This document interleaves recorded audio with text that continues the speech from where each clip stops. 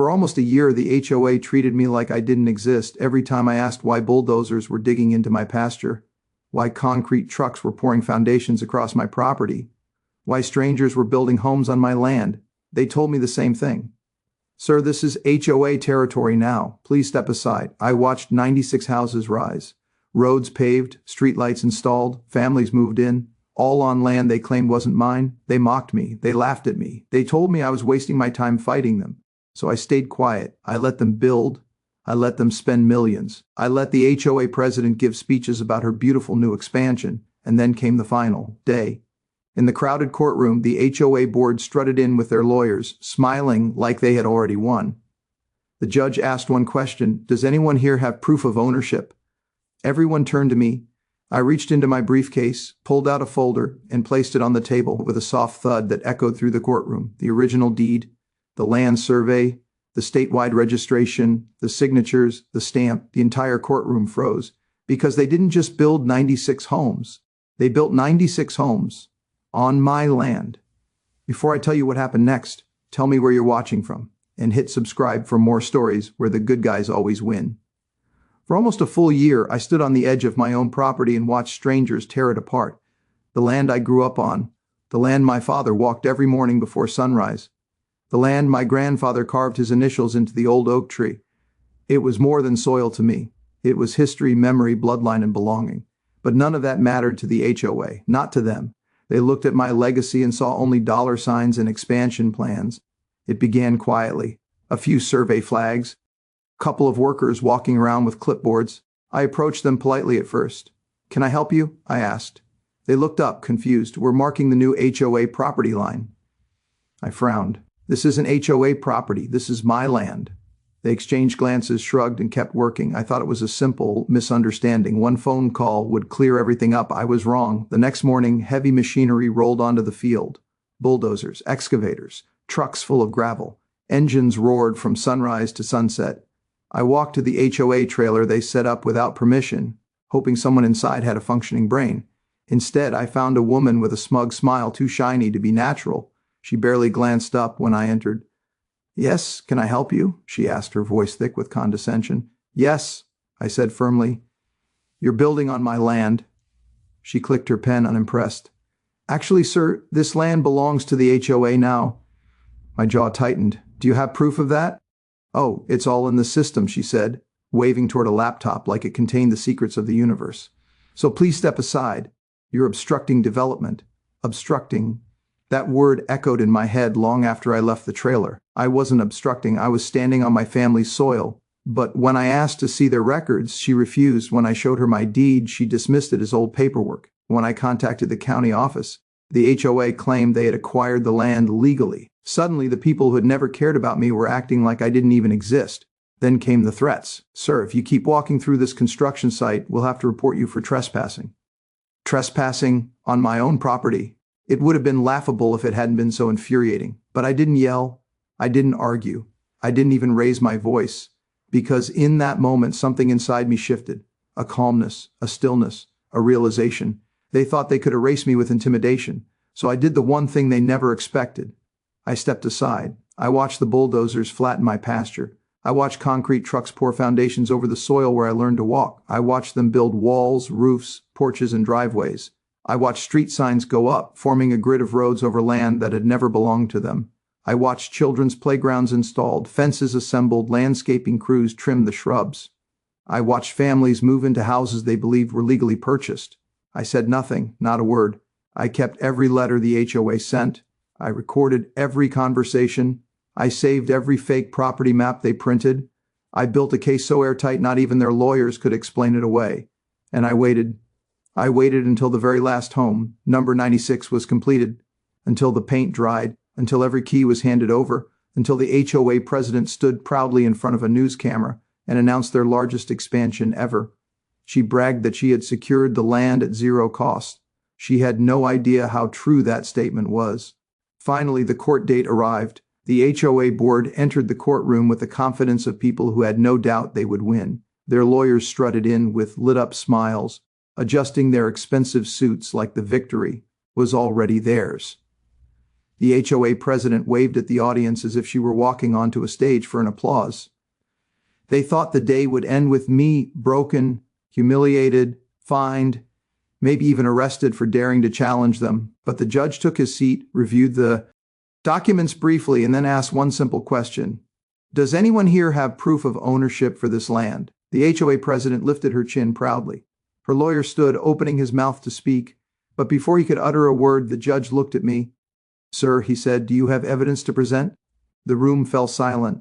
I stood slowly, not rushed, not dramatic, just steady. I reached into my briefcase and removed an envelope so thick it barely fit inside. I placed it on the table. The sound, thud, echoed across the courtroom like a hammer striking the earth. Inside was everything. The original deed from 1952, the updated registration, the county survey, tax records, inheritance papers, my grandfather's signature, my father's signature, and mine. The court clerk examined the documents. The judge leaned forward. The HOA's lawyers paled visibly. Silence filled the room like a fog. Finally, the judge spoke. These documents are authentic. The land legally belongs to the plaintiff. A single gasp fell from the HOA president's mouth.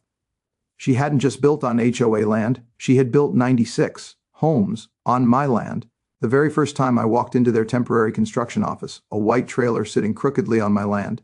They didn't see a landowner. They didn't see someone with a legal claim. They didn't see someone with patience and intelligence. They saw a quiet man in an old jacket, someone they believed they could brush aside like dust on a table. And the moment they made that assumption, everything that followed became their own downfall. I remember that day clearly. The sun was setting behind the half-built structures. The light cast long shadows across churned dirt, bulldozer tracks, and rolls of fencing material. Workers were packing up, their boots caked in mud, their conversations drifting over the sound of generators humming near the trailer. I walked past them, my boots sinking into ground that was no longer grass but construction mud.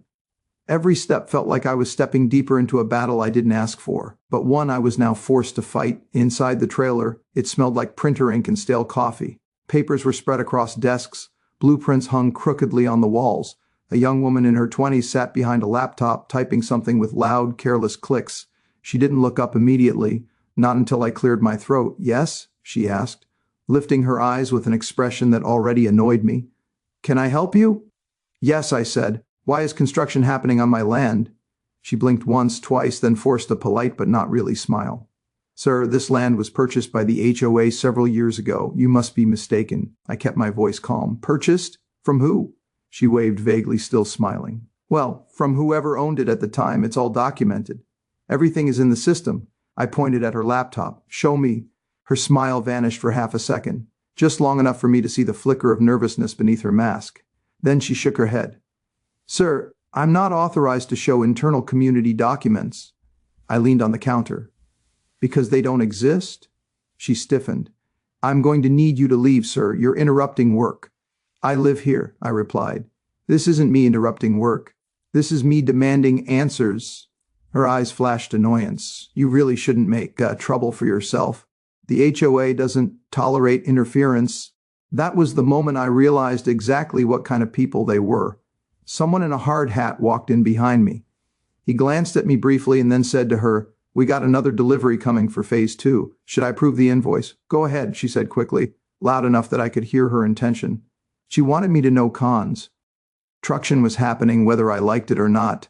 I straightened my shoulders. Fine, I said. Then give me the contact information for the person who approved the land purchase.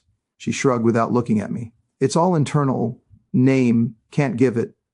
Then the title number for the land acquisition, can't give that either. Then show me any official paper proving the HOA owns the land. She sighed dramatically, grabbed a stack of papers, flipped through them without interest and handed me a photocopy. This should cover your concerns. I looked at the paper.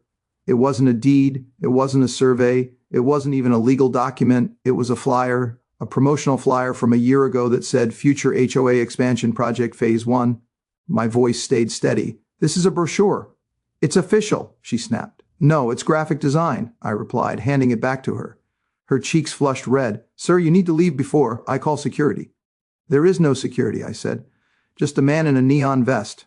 Then I'll call the HOA president, she barked. Good, I said. Tell her the landowner is here. She hesitated because that wasn't what she expected. She wasn't prepared for a landowner with a calm voice, steady posture, and no fear. She was used to people backing down, apologizing, leaving quietly. I didn't leave. She picked up her phone. Ma'am, yes, he's here again. He says he owns the land. Yes, I told him. Okay.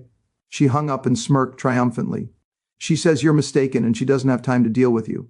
Then tell her she'll have to deal with me in court, I said evenly. Her smirk vanished, but she still said the words that sealed the HOA's fate. Sir, you have no legal standing. The HOA owns all land within our expansion zone. My heart went completely still. Expansion zone, a term meaningless in the law, a phrase they said to sound official. Is that in your bylaws? I asked. Yes, she said confidently. Everything we do is legal. She didn't know I was recording every word. She didn't know that her bold lies were the foundation of the case I would eventually build. She didn't know that by brushing me off she was confirming their fraud. What she especially didn't know was that I had the original deed locked safely at home, stored in a fireproof box, with every legal stamp, signature, and document to prove my ownership. When I walked out of that trailer, the cool evening air hit me like truth rising from the ground itself. The construction noises blended into the wind, the machines roaring without care, the workers continuing their tasks. But I didn't feel defeated, not even close, because in that moment I realized something powerful. They weren't just wrong, they were sloppy, careless, reckless. And I knew exactly how to stop them. They made their first mistake the moment they underestimated me. And soon they would regret every minute they spent building on land that never belonged to them. Most people would have panicked the moment they saw bulldozers crossing onto their land. They would have stood in front of machines, yelled, protested, screamed at the workers, maybe even chained themselves to a tree, but not me. I had already realized something important. The HOA wasn't just arrogant, they were sloppy. They believed no one could stop them. They believed no one would dare challenge them, and that belief was the weapon I used against them. So instead of stopping the construction, I let it grow. I watched it grow. Every morning before the sun was fully up, I walked the boundary of my land with a cup of coffee in my hand, quietly observing the chaos.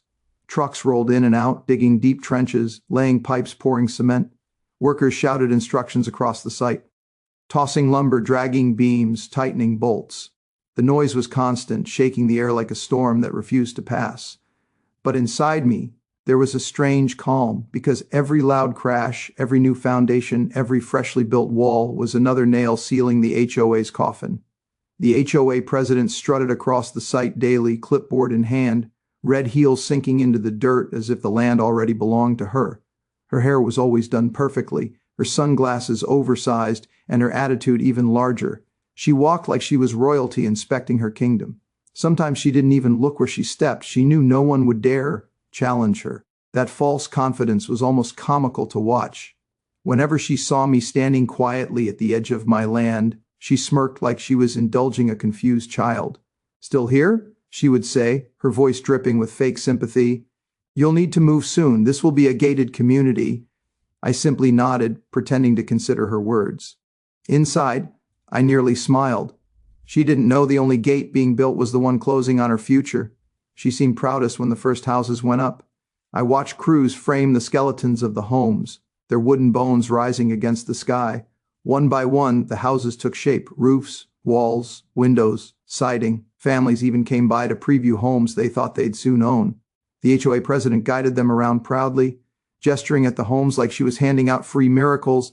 This neighborhood will be the crown jewel of the city, she announced one day as I overheard from the fence line. We expanded our land holdings without any legal opposition. It's all already in the system, without any legal opposition. The line almost made me laugh out loud. She didn't realize I was the legal opposition, patiently watching her weave her own noose. The more they built, the more I documented. I took pictures daily of foundations, street signs, water lines, fencing, paving. I recorded videos of every major construction step. I saved every public announcement they posted. Every flyer, every advertisement, every HOA expansion phase document went straight into a folder that was growing thicker by the week. Every nail they hammered made my case stronger. Every home they finished made their punishment heavier. And every dollar they spent became a dollar they owed me. While they built homes on stolen land, I built a file so powerful that no lawyer could break it apart. Weeks passed, then months, seasons changed. Where there had once been open land and quiet fields. Now stood sidewalks, mailboxes, streetlights, and driveways. Children ran around the construction site, imagining which room would be theirs. Couples pointed at houses, discussing where to put the sofa. Dogs barked excitedly as owners toured their future yard. And through it all, not a single HOA member suspected a thing. They thought I had given up. They thought I had accepted defeat. They thought I was too weak, too quiet, too powerless to stop them. They never realized they were building evidence for me. With every truckload of cement, every plank of wood, every flick of a hammer.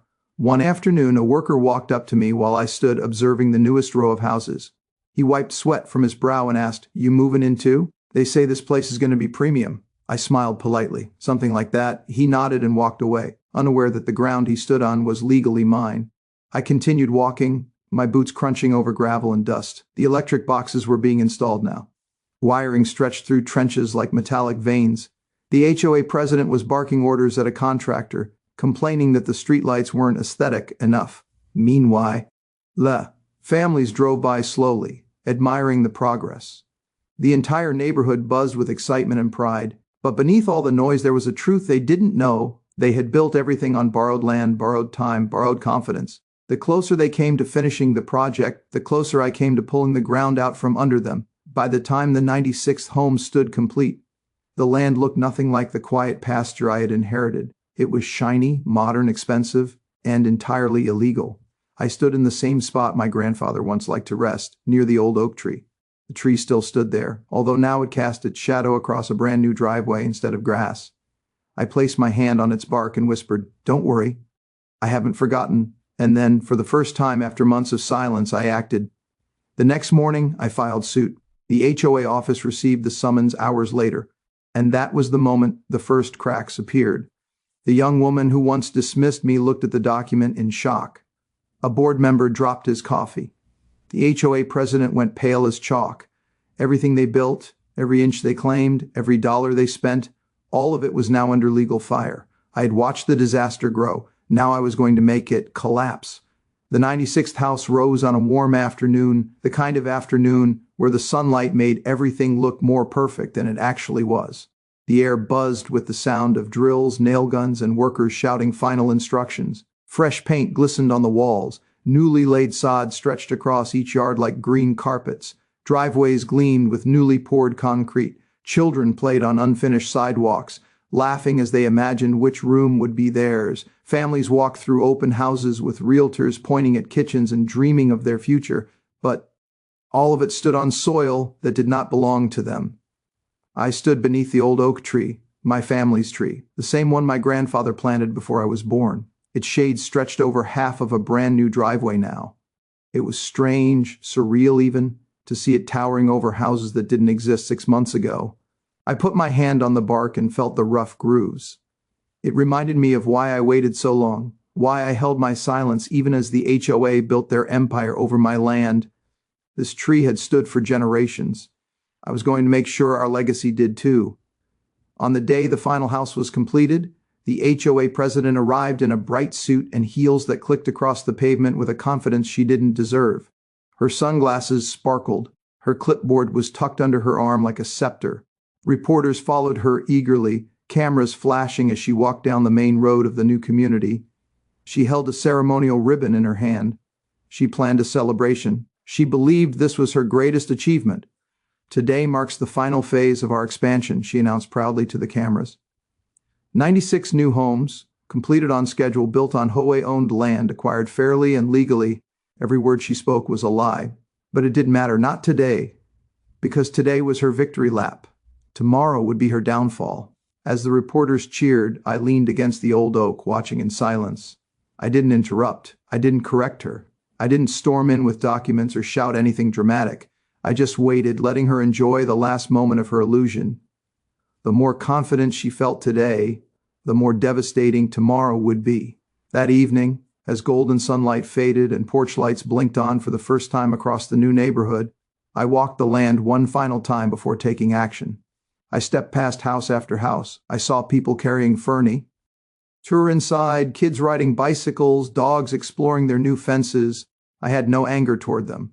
They were innocent. They believed they bought, legally.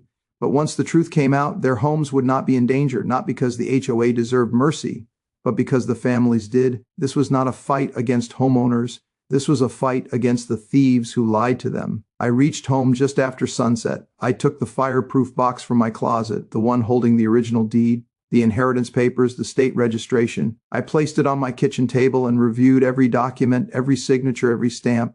There was no loophole, no missing piece, no weakness. The land was mine. It always had been. The HOA had never owned a single inch of it. When the sun rose the next morning, I was already dressed and ready. I walked into the county courthouse with the box tucked under my arm. The clerk at the filing window recognized me from earlier visits, earlier questions, earlier warnings about possible land theft. This time, I didn't ask questions. I handed her the lawsuit. She flipped through the pages, her eyes widening more with each sheet she read. When she looked up, there was something like awe in her expression. "You have them," she whispered. "Yes," I replied. "I know." She stamped the lawsuit, filed it, and sent the summons directly to the HOA office. I didn't have to wait long for the explosion. The HOA received the lawsuit at 9:17 a.m. By 9:21 a.m., my phone rang. By 9:22, they called again. By 9:30, I had 12 missed calls, 6 voicemails, and 4 emails begging to discuss this internally. By noon, they sent an attorney. By 2 p.m., they offered money. By evening, they offered more. I ignored every single message. They had spent months ignoring me, months laughing at me, months threatening me. Now it was their turn to feel powerless. That night, the HOA held an emergency meeting. I watched from my porch as cars rushed to their office trailer, board members hurrying inside, waving their arms, yelling at each other. Lights flickered inside the trailer as documents were thrown across tables. I could practically hear their panic. They finally understood. They hadn't just built houses on disputed land. They hadn't even built on land they thought was theirs. They had built 96 homes on land they never owned, with documents they forged under an authority they didn't have, and over a man they believed was too quiet to fight them. Their foundation wasn't concrete. It was lies, and now those lies were sinking. The final house might have been completed, but the moment that ribbon was cut, everything the HOA believed in began to crumble. They were going to court. They were going to lose, and deep down they knew it. In the dark, I watched the HOA president storm out of the trailer and kick the dirt in frustration, yelling into her phone, her voice echoing across the neighborhood she thought she owned. She didn't know it yet, but her reign had ended. The final house had fallen, and soon her entire empire would fall with it. The courthouse was already overflowing when I arrived. People from the new neighborhood, families who had unknowingly bought homes built on my land, lined the hallways murmuring anxiously. Some stood with their arms crossed, some clutched folders of paperwork, some simply stared at the floor, unsure whether to be angry, frightened, or ashamed. They weren't my enemies. They were victims too. But today's fight wasn't about them. It was about the people who deceived them. Inside the courtroom, the atmosphere was thick, almost electric. The air hummed with tension, as if everyone could sense the storm waiting to break. The HOA board sat in the front row, trying to look confident, but the stiff posture betrayed them. Their suits were neatly pressed, their ties straight, but their eyes darted nervously around the room. They whispered to each other, sometimes harshly, sometimes in panic, while their lawyers shuffled through piles of documents that looked less convincing with each passing minute. The HOA president entered last, walking like someone who had lost a kingdom overnight. Gone was the proud stride she carried through the construction site. Gone was the arrogant tilt of her chin. Today, her shoulders sagged under the weight of the truth. She took her seat slowly, avoiding eye contact with anyone. Even her own board members wouldn't look at her. When the judge entered, silence fell so sharply it felt like someone had pulled the air out of the room. He adjusted his glasses, glanced over the case file, and frowned almost immediately. He flipped through pages faster and faster, his eyebrows rising, then tightening, then lifting again as confusion turned to disapproval. Finally, he looked up. "Where," he asked slowly, "is the chain of title for the HOA's claimed ownership of this land?" One of the HOA lawyers stood, clearing his throat nervously. "Your Honor, the documents, should be in that folder. They were submitted last week." The judge flipped to a particular page and held it up. "This document references coordinates that do not exist on the county map." Can someone explain that? Whispers rippled through the courtroom. The lawyer swallowed hard. "There must be a clerical error." "A clerical error," the judge repeated, "that somehow moved an entire piece of land 3 miles south of its actual location?" The lawyer's voice cracked. "It appears so, Your Honor." Another wave of murmurs filled the room, then the judge held up another sheet. And here is a bill of sale with no signatures, no dates, and no witness. Is this what you call proof of purchase? The HOA president sank deeper into her seat. The judge's voice sharpened. Is there any legal document that shows the HOA purchased this land? The lawyer shuffled desperately through his briefcase, but the more he searched, the more panicked he became. Papers flew, files slipped, a pen rolled across the floor. Sweat glistened on his forehead. He finally dropped into his seat, defeated. "No, Your Honor," he whispered. "We do not have such documentation." The judge closed the folder with a heavy thud that echoed across the silent courtroom. He looked at the HOA board, disappointment etched deeply into his expression. "This is one of the most careless, irresponsible claims of ownership I've ever seen." All eyes turned to the HOA president. Her fingers trembled as she clasped her clipboard. Her lip quivered. Her face was pale as chalk. She opened her mouth to speak, but nothing came out. At that moment, the judge turned toward me. "Mr. Khan," he said calmly, "do you have documents to present?" I stood slowly, feeling every eye in the courtroom follow me. My heartbeat was steady. My footsteps were quiet. I walked to the front carrying the same briefcase I'd kept by my side for months. My silent weapon. I placed it on the desk. The metal clasps clicked open like the quiet start of an explosion. Inside were the originals, the real documents, the ones that could not be faked, edited, or dismissed. I pulled out the deed first, thick, aged, stamped, sealed, signed by the county, then the land survey, the registration, the tax records, every page authenticated, every line verified. As I placed each document on the judge's desk, the room remained utterly silent. The tension was so thick you could almost taste it. People leaned forward. Even the reporters held their breath. The judge examined the first page, then another, then the next. His expression D. I didn't flicker. He simply nodded, slowly, almost respectfully. "These documents," he said after a long moment, "are entirely authentic.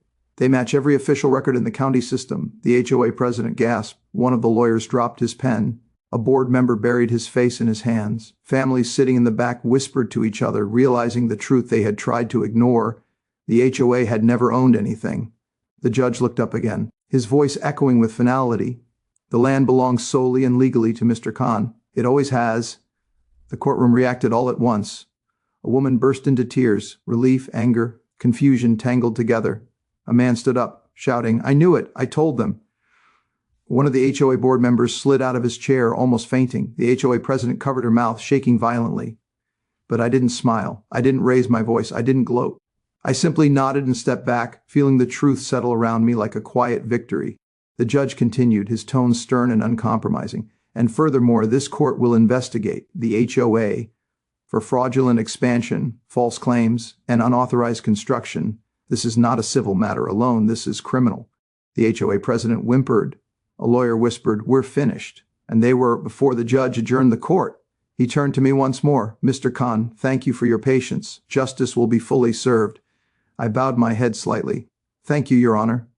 As I walked back to my seat, dozens of families looked up at me, some with tears, some with admiration, some with deep apologies in their eyes.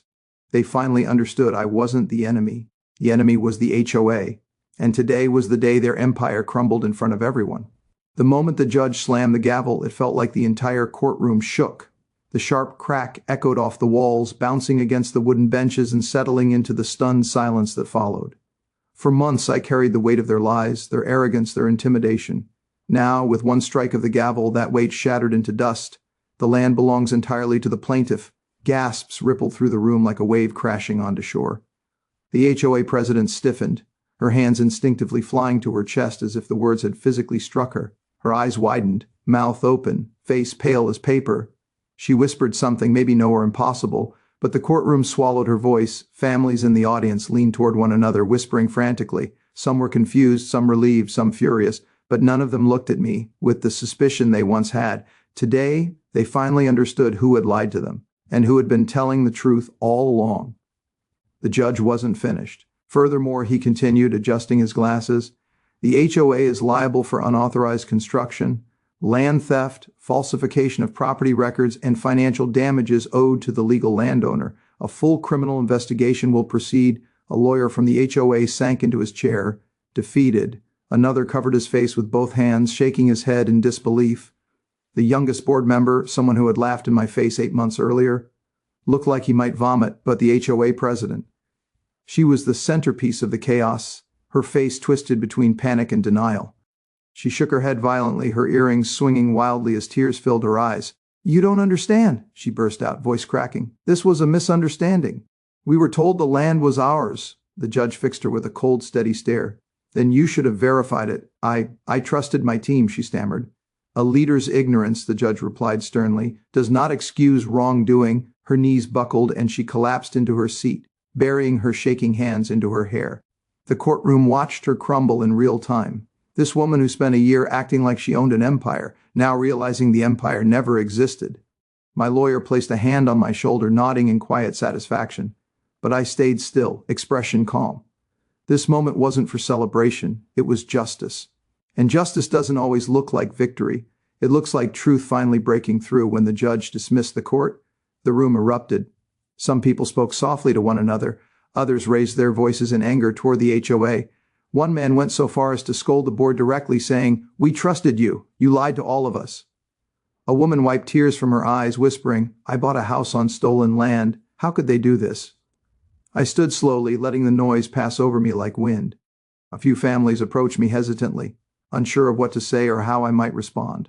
One couple stepped forward first, the wife wringing her hands nervously. "Sir," she said softly, we didn't know. Please believe us. We really didn't know." Her husband added, voice shaking, "We bought our home with everything we had. We don't want to lose it." I met their eyes. They were scared of losing their home, their savings, their future. They weren't the ones who built illegally. They weren't the ones who lied. They weren't the ones who forged records. They were victims too. Or not losing your home," I said gently. Both of them froze. The man blinked as if he didn't understand. The woman covered her mouth with her fingers, eyes filling with tears again, but this time from relief. "You're the owner now," the husband whispered shakily. "You could evict us, or raise rent, or—" "I'm not punishing the families," I interrupted quietly. "You didn't betray anyone. You were tricked just like I was." More people gathered behind them, listening with hope trembling in their expressions. A teenager holding a backpack stepped forward timidly. "Are we staying too?" he asked. I smiled softly. "All of you are staying." Relief washed over the crowd like warm sunlight. Shoulders relaxed, heads bowed in gratitude. Tears replaced fear.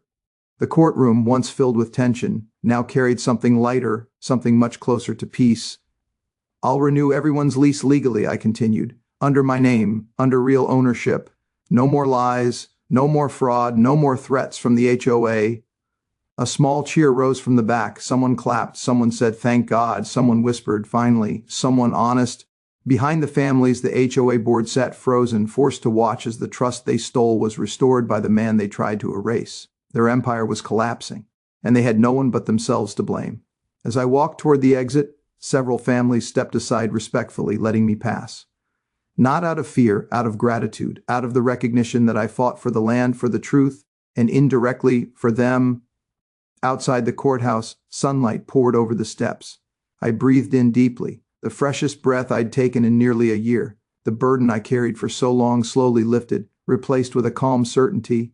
Justice had been done. The HOA would be dismantled, completely and permanently. Every forged document, every fraudulent claim, every intimidation tactic would be investigated. Those responsible would face consequences far heavier than embarrassment. As I reached the bottom of the steps, a reporter hurried toward me. Sir, what message do you have for people facing HOA abuse?" I paused, looking directly into the camera. "Never underestimate the quiet man," I said, "especially the one who knows the law." And the land beneath his feet, the camera shutters clicked rapidly. Reporters scrambled to write down my words, but I didn't stay for interviews. I had no interest in fame. I had land to return to, a community to stabilize, a future to rebuild. And as I walked across the parking lot toward my truck, I felt something I hadn't felt in a very long time. Peace.